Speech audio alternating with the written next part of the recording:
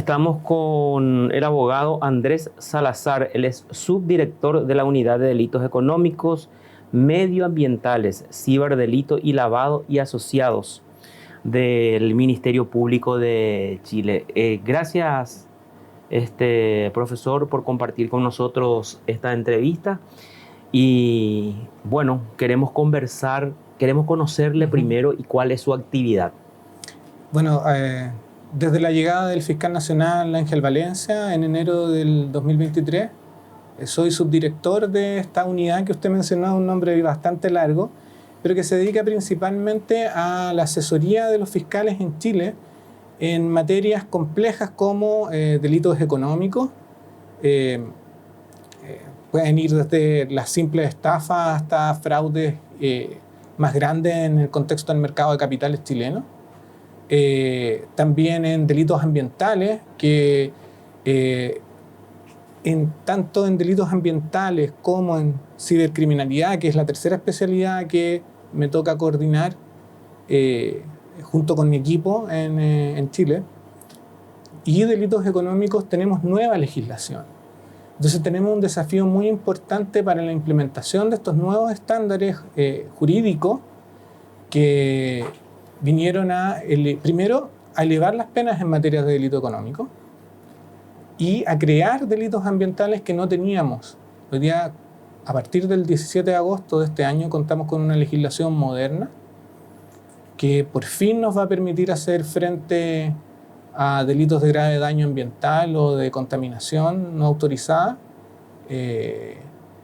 Y además se reformó de la mano de esto la Ley de Responsabilidad de las Personas Jurídicas, que va a implicar entonces sanciones efectivas a las empresas que realicen alguna de estas contravenciones por la no implementación de un plan de prevención adecuado e idóneo para evitar estos comportamientos ilícitos. Entonces tenemos un desafío bien importante. Sí, justamente contra estos tipos de delitos que son, es necesario, es importante ir actualizándose, porque usted justamente mencionó y anoté acá nuevas leyes que elevaron la pena. Entonces, no solamente en Chile, sino en cualquier parte del mundo es importante actualizar las normas para combatir este tipo de delitos. Absolutamente. Nosotros contábamos con una legislación proveniente de 1875 en lo fundamental para enfrentar esta delincuencia compleja. Salvo algunos delitos que nosotros lográbamos interpretar como delitos medioambientales, que en realidad estaban más orientados a garantizar la productividad económica del país a través de la defensa indirecta del medio ambiente, por sus capacidades productivas principalmente, que estaban en el Código Penal desde 1980, desde esa década. ¿Qué es lo que pasa? Es que en Chile se fue generando una sensación de impunidad en el contexto de la delincuencia corporativa empresarial. Se fue estableciendo la idea de que había un trato inequitativo respecto de la delincuencia barrial, el robo y el hurto por una parte, y la delincuencia del gran empresariado, los grandes fraudes, por así decirlo, los delitos ecológicos. Y esta sensación terminó con un estallido social que fue muy violento en el año 2019.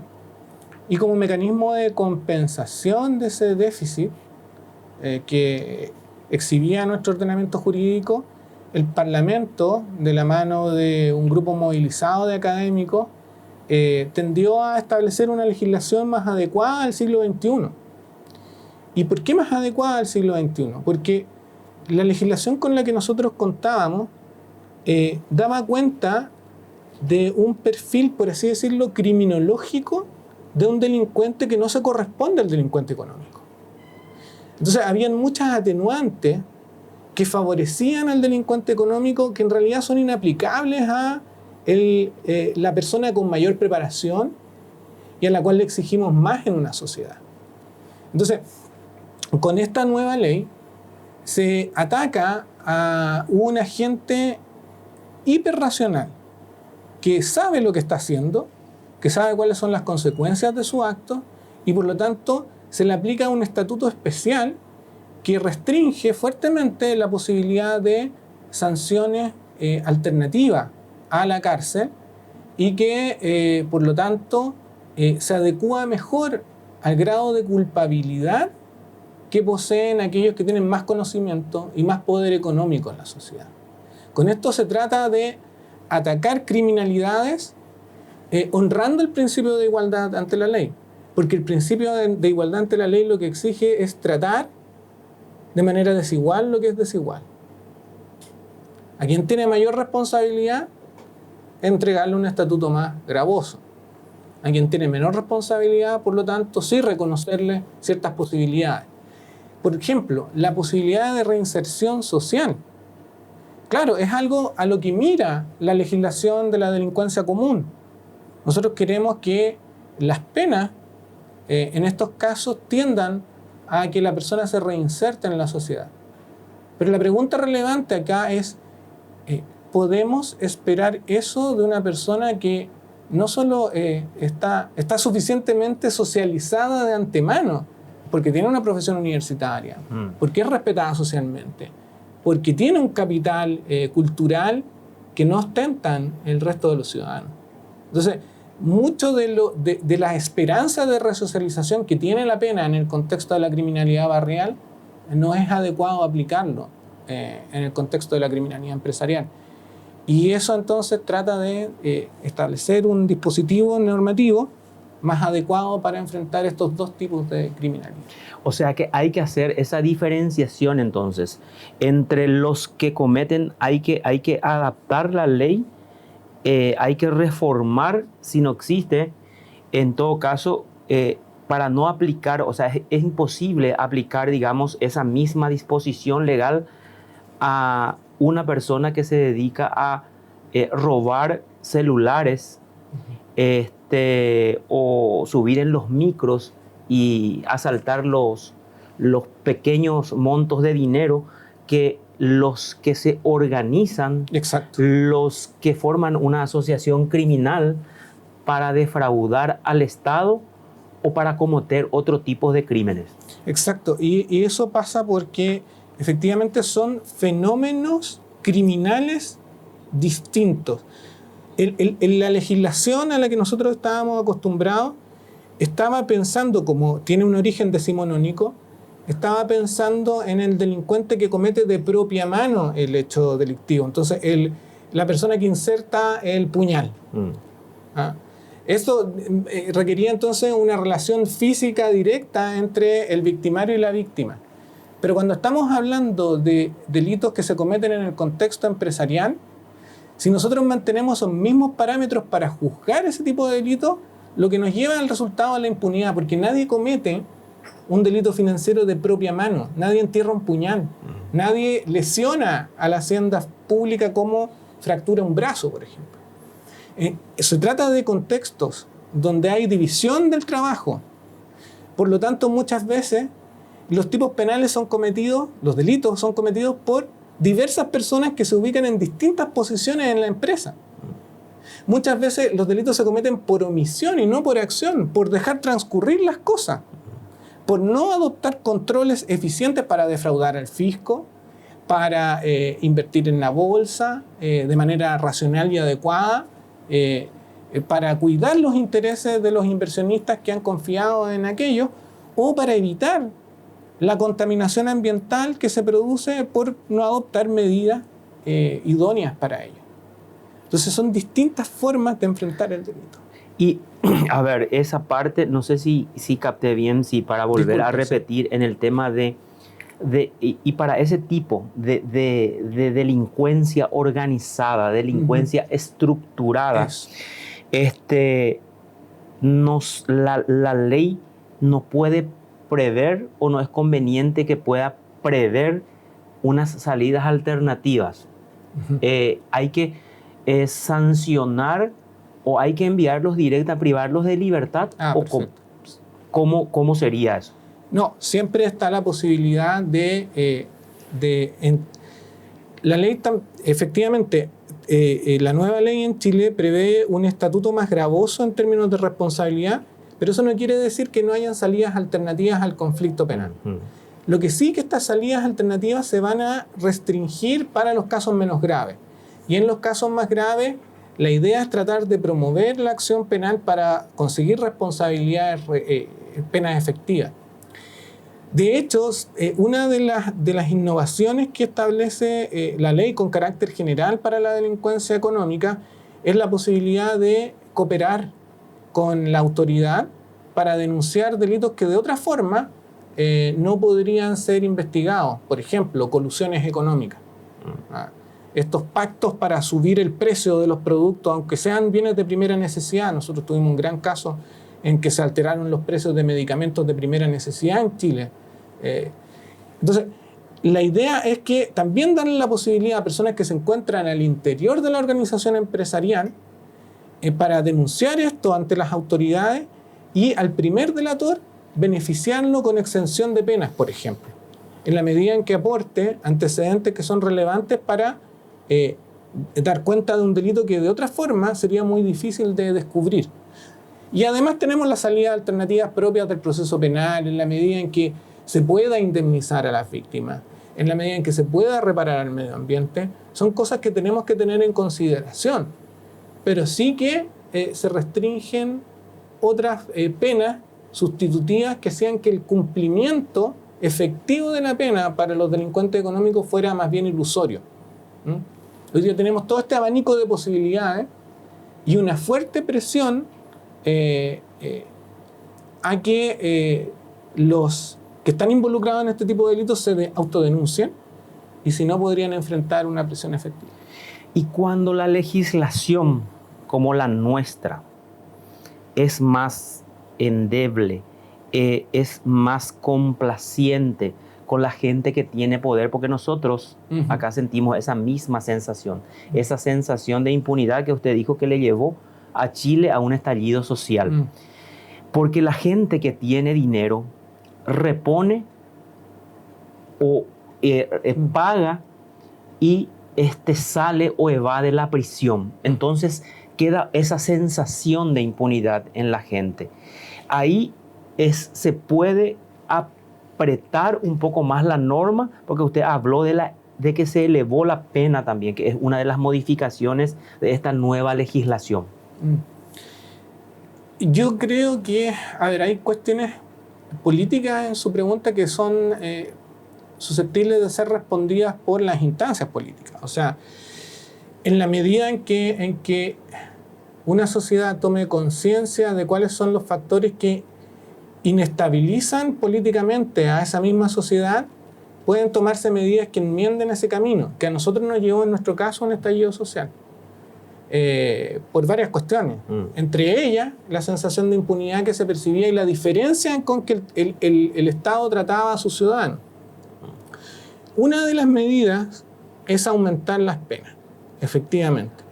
Pero no sacamos nada si aumentamos las penas y nosotros, quienes estamos a cargo de ejecutar la ley, no cumplimos con ese mandato de buscar las sanciones más gravosas, o si en el papel aumentan las penas, pero existen tantos artilugios legales, tantas reglas para evitar que esas mismas personas vayan y cumplan condena como cumple cualquier otro ciudadano. Si existen todos estos mecanismos, estos artilugios, entonces no sacamos nada con que solo se aumenten las penas. Tampoco sacamos mucho si se aumentan las penas y no dotamos a la policía, por ejemplo, o a las fiscalías de los medios necesarios para hacerse cargo de delincuencia bastante sofisticada y compleja. O sea, hoy día la mayor parte de los delitos se cometen a través de medios informáticos, por ejemplo. Buena parte de la evidencia que es necesaria para probar el delito va a estar en estos computadores que nosotros utilizamos en nuestra mano, en los teléfonos celulares, en la nube, etcétera, etcétera. Si no podemos tener acceso a evidencia incriminatoria, la ley puede quedar en solamente una declaración simbólica. Entonces, yo diría que el esfuerzo estatal por hacer efectiva la norma penal no solo puede quedarse en el simbolismo de aumentar las penas, sino en dotar a las instituciones de herramientas idóneas y necesarias como para que la ley pueda hacerse carne. Pero para dotar a esas instituciones de las herramientas idóneas, ¿qué se necesita? Consenso. Es un consenso. Consenso. Y un acuerdo político, digamos, porque Sí. hay que proveer las instituciones de los medios económicos o el presupuesto para que pueda dotarse de esos mecanismos que le permitan tomar las evidencias y puedan llevar esos casos a un juicio oral en donde se le pueda aplicar las penas elevadas a los involucrados. Exacto. Y también, como le digo, acá en Chile hubo un consenso, hubo un pacto, por así decirlo, transversal entre todos los sectores políticos de que era necesario cambiar la legislación. La ley de delitos económicos y medioambientales en Chile se demoró 1 año en tramitarse, que es un tiempo récord. Y eso es porque todos adquirieron conciencia de que el trato desigual era un factor de desestabilización del clima social. Y que también era importante tener una aplicación equitativa de la ley. Pero además de eso, esto tiene que ir acompañado también de medidas procesales, de recursos que hoy día el Parlamento lo está tratando de conceder por otros problemas, que también nosotros estamos teniendo problemas con crimen organizado, aumento de la tasa de homicidio, etcétera, etcétera, pero se ha tomado conciencia de que es necesario dotar a la policía y a la fiscalía de los medios necesarios para que la ley se cumpla. Y, a ver, en nuestro país, las instituciones como la policía, el Poder Judicial, el Ministerio Público, al igual que la mayoría de las otras instituciones de los diferentes poderes del Estado, ejecutivo, legislativo y judicial, tienen una mínima credibilidad o casi nula credibilidad. Justamente por estos motivos, por esta sensación de impunidad que percibe la gente, en donde la gente dice, se le envía a la cárcel al que roba gallina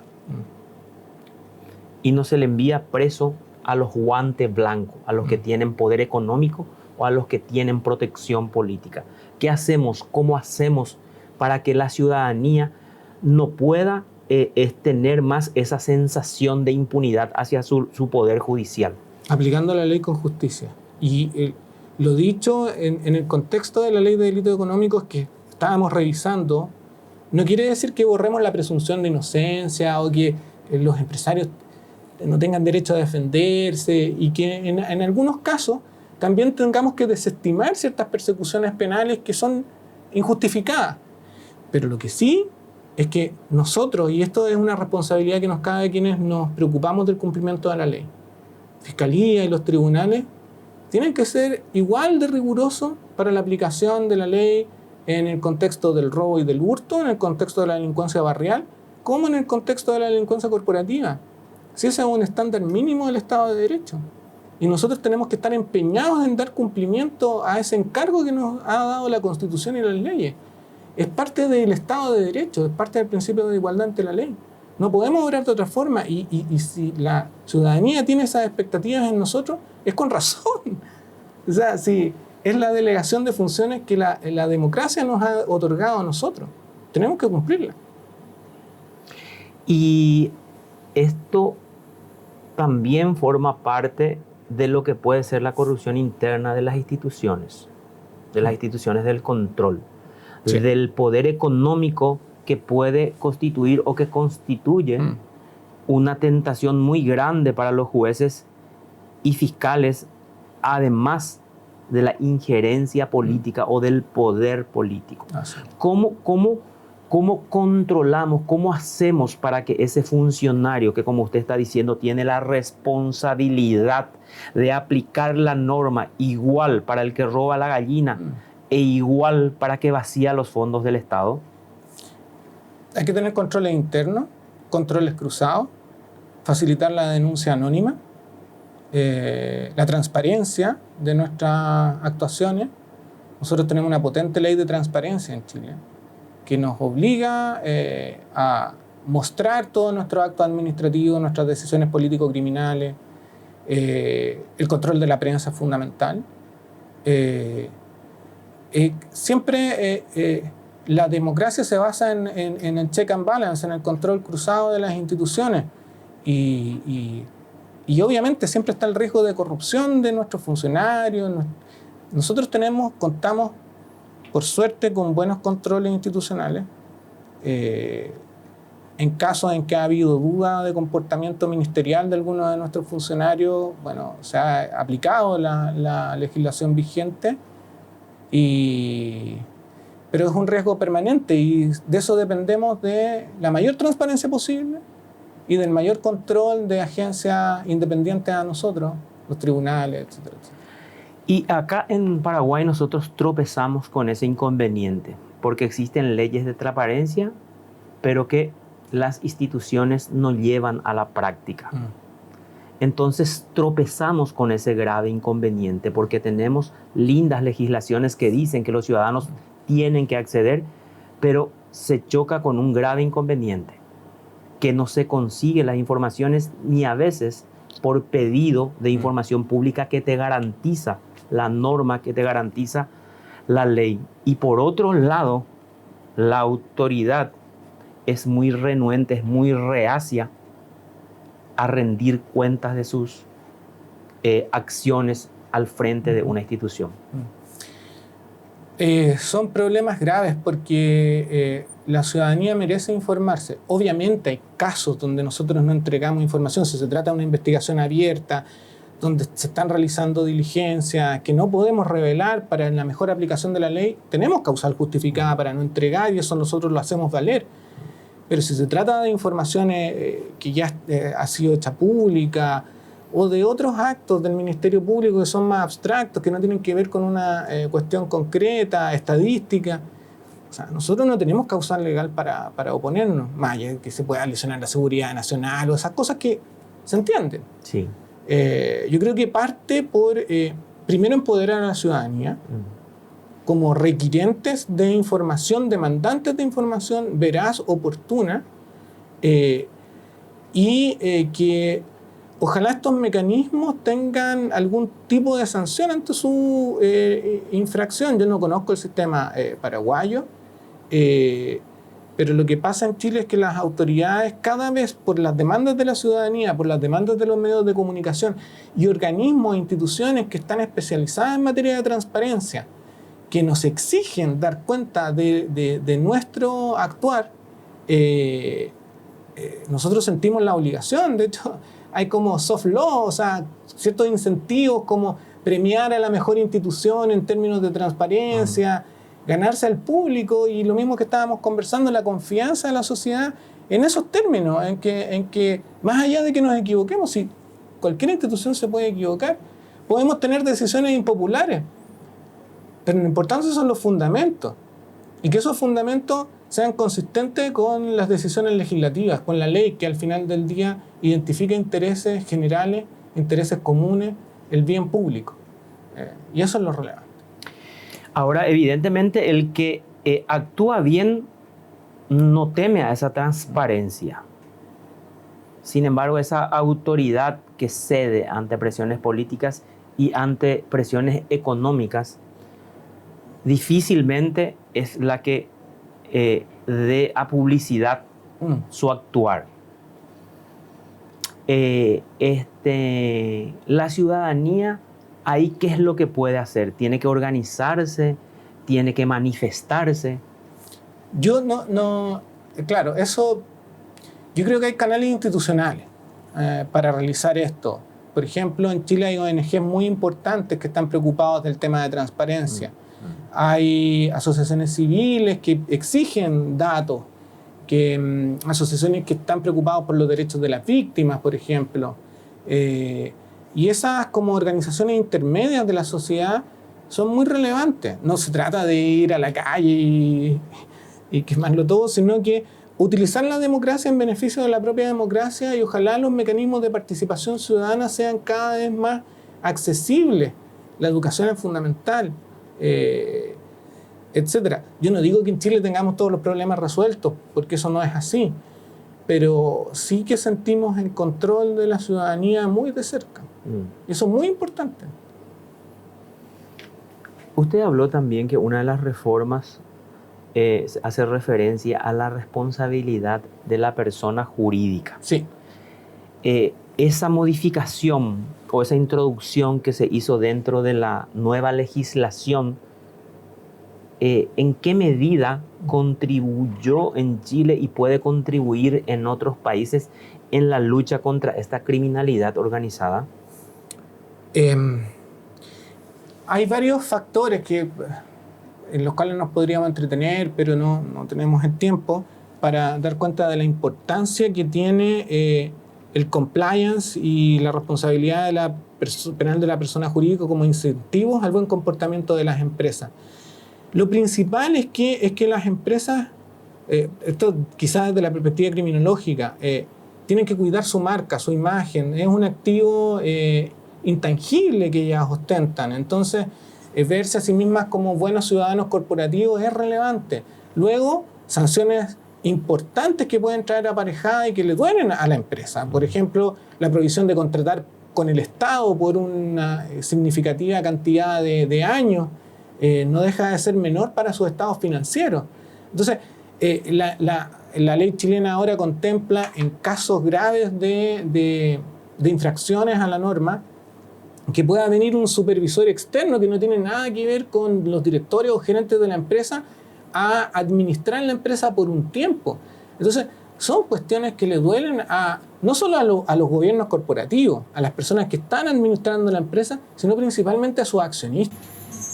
Entonces, tener un programa de cumplimiento, o sea, cambiar la cultura organizacional de la empresa permite entonces que ésta continúe funcionando de manera que obedezca los intereses de la sociedad y de sus socios. Entonces es un factor relevante para el cambio de comportamiento en caso de que la empresa tenga algún incentivo a comportarse desviadamente.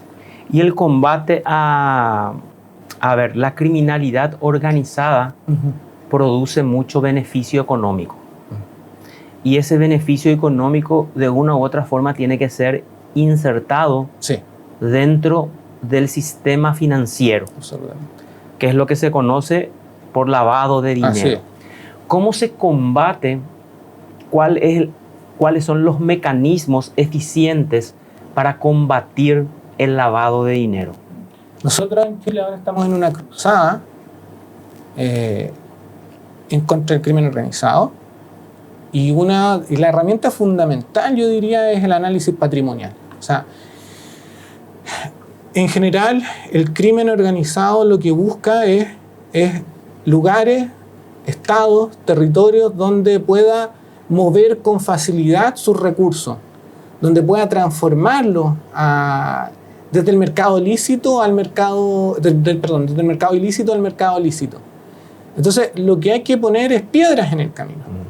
Y las piedras en el camino se llaman inteligencia financiera, tener instituciones dedicadas efectivamente 24/7 a revisar indicios de movimientos anormales en el sistema bancario que denuncien oportunamente a la fiscalía, en este caso, para hacer las persecuciones e investigaciones, controlar, por ejemplo, los movimientos migratorios de dinero, dotar a las instituciones como el servicio, las agencias tributarias, de la posibilidad de levantar cuentas corrientes, cuentas bancarias, identificar quiénes son los beneficiarios finales de las operaciones de transferencia internacional, por ejemplo,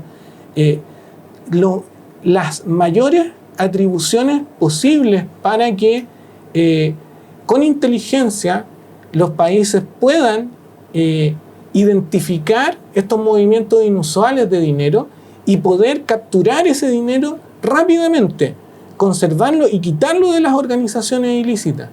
Nosotros incluso hoy día tenemos nuevas normas que nos permiten decomisar dinero sin necesidad de condena. Entonces, hay que modernizar así como el crimen avanza y utiliza cualquier nueva posibilidad que le otorgue tanto el sistema financiero como incluso Internet, todo lo de los criptoactivos, hoy día está en boga. Entonces, las legislaciones tienen el deber de actualizar sus sistemas de inteligencia financiera rápidamente y de dotar a las policías y a los ministerios públicos de las herramientas para perseguir esos caudales y hacerse de ellos. A ver, para ir finalizando, profesor, esta criminalidad organizada exige no solamente entonces aplicar penas efectivas, penas altas, también hay que hacer ese seguimiento de la ruta del dinero. Sí. No hay que quedar satisfechos con las penas a esas personas físicas, por esa responsabilidad individual, sino seguir un poco esa ruta del beneficio económico que obtuvo con esa actividad ilícita. Muchas veces los autores de delitos relacionados con la delincuencia organizada están dispuestos a pasar gran tiempo en la cárcel. La prisión muchas veces no va a inhibir a un grupo organizado de cometer delitos. Para ellos lo más importante es el flujo de dinero. Mantener ese flujo de dinero, mantener el acrecentamiento de su patrimonio. Por lo tanto, donde tenemos que golpear es en el dinero. Incautar, quitar el dinero, restringirlos, ahogarlos financieramente. Esa es la misión de la policía y de la fiscalía. Ahogar a esos delincuentes, digamos, a esa delincuencia, a los miembros de esa delincuencia organizada, digamos, narcotraficantes, por ejemplo, así como usted dice, porque desde las cárceles pueden seguir manejando y seguir activando. Entonces, hacer un control eficiente. En la medida en que cortemos la nutrición de recursos económicos de esta agencia ilícita, es que podemos ganar el combate. Profesor, muchísimas gracias por esta entrevista.